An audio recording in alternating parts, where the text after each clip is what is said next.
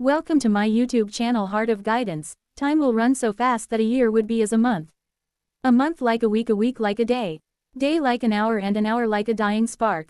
Prophet Muhammad, peace be upon him. Those words uttered by our Prophet 1400 years ago are turning true these days. And we are seeing ourselves in this scary era. Can these words be the revelation of a deep truth about time? The daily travels of angels and jinn, equivalent to 1,000 of our years. When you hear about the secret paths in space, traveled by angels, and how jinn try to steal heavenly secrets from above, as revealed in the Quran, you will be amazed. Through the reports of Ibn Arabi, Abdul Qadir Gilani, and Imam Rabbani, we will discuss Islam's secret portals to the universe, and explore how time travel actually works, as well as the claims will be analyzed through a scientific method. This is not a movie. It's a discovery of lifting the cloak of time. Over 1300 years before science identified the relativity of time, the Quran illustrated that time isn't absolute. Through the verses below, time for Allah and His angels does not apply here, is totally different from ours. They reveal that time is not an absolute concept, but changes according to space and the states of beings. Modern science also acknowledges the relativity of time, accepting that it can vary according to factors such as speed and gravitational force. In this regard, the expressions in the Quran give substantial insights into the relativity of time. Time travel, therefore, is perfectly feasible. Time is not just a continuous flow of reality. It is a mystery that shifts according to our perception. Angels, being beings of light, are not bound by the confines of our physical world. They can move with incredible velocity and ability, transcending time and space. The verses we have read clearly show that angels move at a much greater velocity than our human comprehension of time. And for them, time works differently. The experiences of saints in transcending time and space are well recorded in Sufi literature. There are accounts of saints experiencing extraordinary states, such as Basta Zaman and Ta'i Makan. Basta Zaman, expansion of time. This term refers to the expansion or blessing of time. In this state, a person can accomplish many tasks in a short period, tasks that would normally require much more time. For instance, a saint may cover long distances in a brief moment, or perform numerous acts of worship within a seemingly limited time frame. Ta'i Makan, folding of space. This term denotes the folding or transcendence of space. In this state, a person can be in many places all at once, or be in a place with no travel. It has been described as the ability of the saints to be viewed or found at different places simultaneously. The extraordinary states are perceived to be because of the spiritual stature of the saints and the divine favors bestowed on these by Allah. Elaborated upon these states are the esteemed scholars, such as Ibn Arabi, Abdul Qadir Gilani, and Imam Rabbani, and individual experiences about it in works and anecdotes. Ibn Arabi, about the nature of time. An instant forms turn up that bear them. It is a space. It is the move of forms themselves. From phase to phase the time it makes arises time. His point is closely relevant to modern quantum physics's principles. Speaking about this Ibn Arabi, measurably verifiable time he is talking, and sensed it as illusion and relative. For thousands of years, mystical conditions of the saints are already known in Sufism. Through inspiration by God, few people can anticipate the events which are going to happen. The greatest Islamic reformer, Imam Rabbani, described his incidents of Ta'i Makan, being at another time, seeing the future time, and noted down his impressions in 3 important books. Though the traveling in time in question is not physical, rather it is the journey of spirit.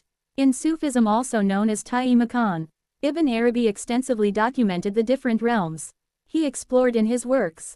He wrote about beings resembling humans, and examined in detail their similarities and differences, from their births to their working capacities. You can find a video detailing Ibn Arabi's journeys on our channel.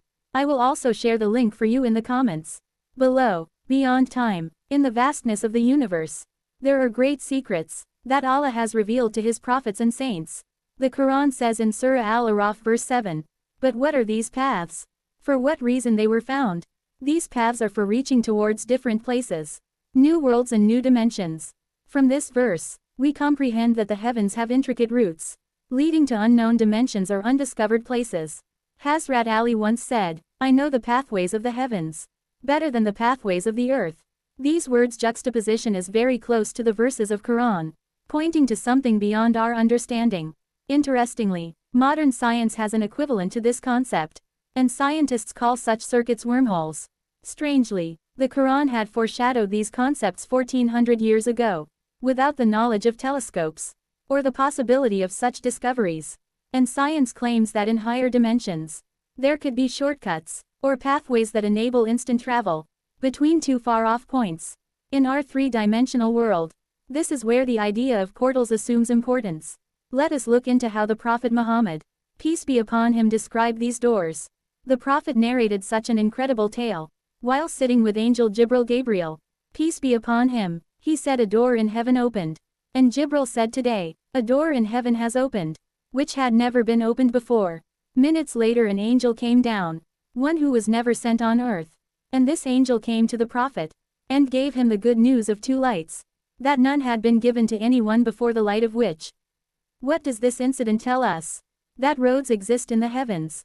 These roads have gates, and these gates have different dimensions, and even different worlds. In simple and present times we can give the word gates the name of portals. For they are roads in the heavens, comprising more than human time and space, leading doors to other realities. Strangely, the Quran speaks of a fact about time. In Surah As-Sajda, verse 5, verse 4, an even broader timescale is mentioned. These verses point to a profound reality. Angels ascend to the heavens, and descend to the earth by Allah's command, traversing paths that transcend our understanding of time. In a single day they cover distances that, by human reckoning, would take 50,000 years. But how is this possible?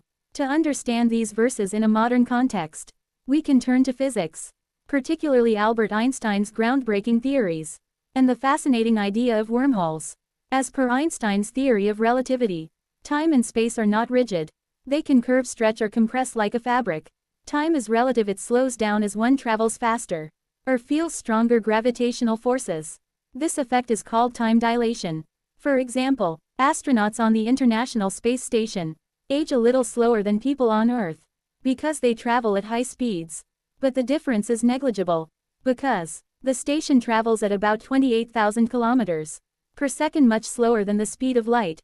But what if angels travel along special pathways that approach or even exceed the speed of light? Perhaps this is how a journey lasting a single day, from the point of view of an angel, could translate into a 50,000-year journey. By human standards, Einstein's equations suggest that, as an object approaches the speed of light, time slows down for the traveler, relative to a motionless observer.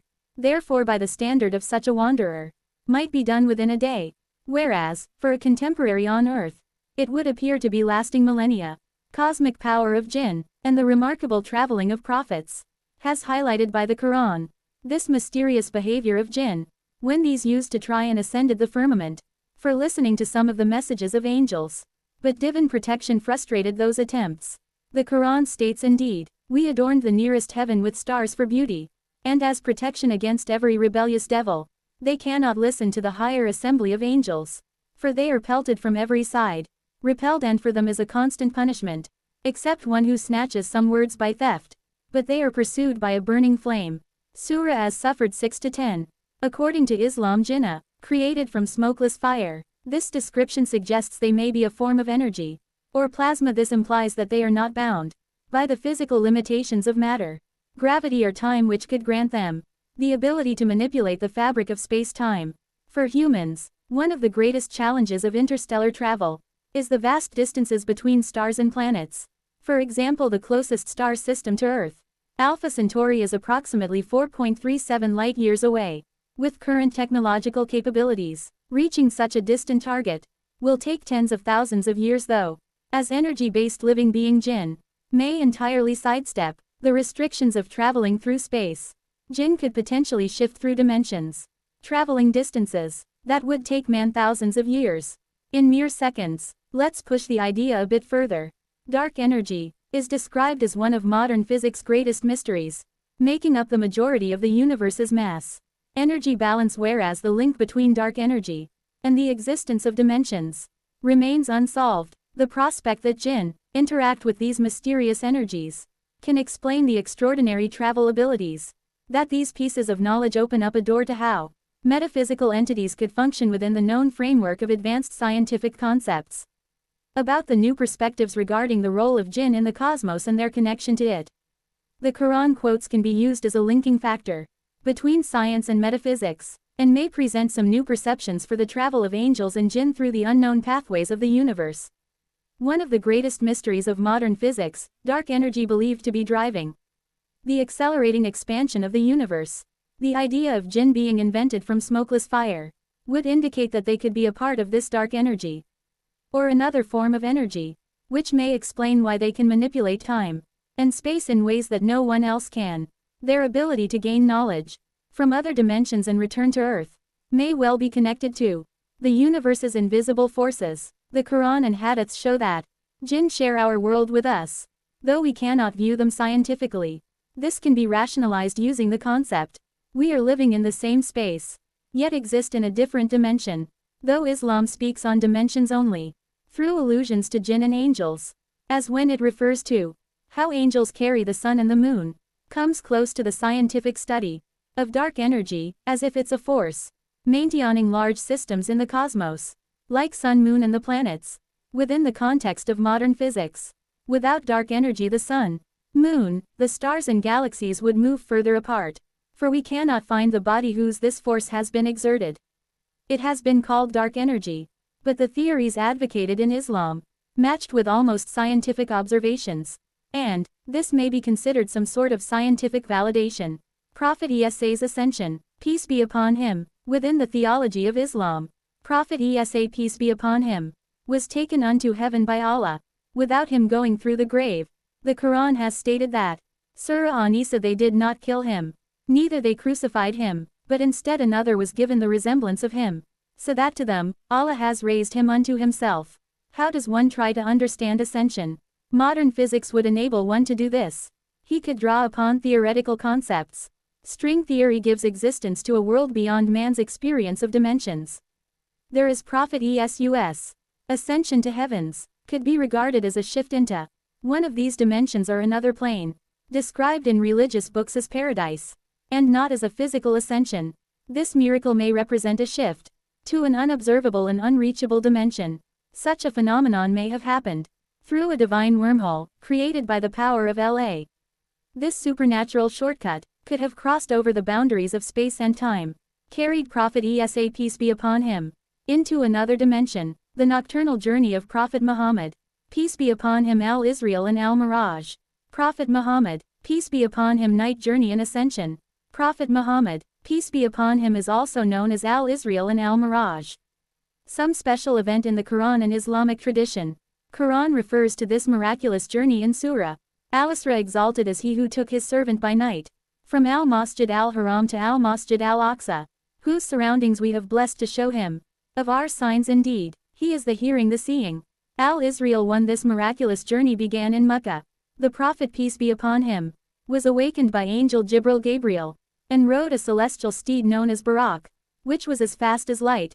During Al-Israel, the Prophet, peace be upon him, traveled instantly from Makkah to Jerusalem, covering a distance of approximately 1,000 kilometers. However, this was only the beginning. In Jerusalem, the Prophet, peace be upon him, came across an amazing door that would carry him to the next level of material life, and to the unseen levels of the cosmos, which is called al-Miraj. This travel had the Prophet, peace be upon him, rise up to the 7 heavens, and every heaven was a separate dimension, and he saw big prophets like Adam, Isa, Moses and Abraham, peace be upon them all. These heavens can be likened to layers of reality beyond our perception, similar to modern scientific theories of parallel universes or multi-dimensional planes. Al-Miraj not only involved traversing vast distances, but also bending the fabric of time itself. According to the theory of relativity, time behaves differently for an object traveling near the speed of light, or exposed to intense gravitational forces.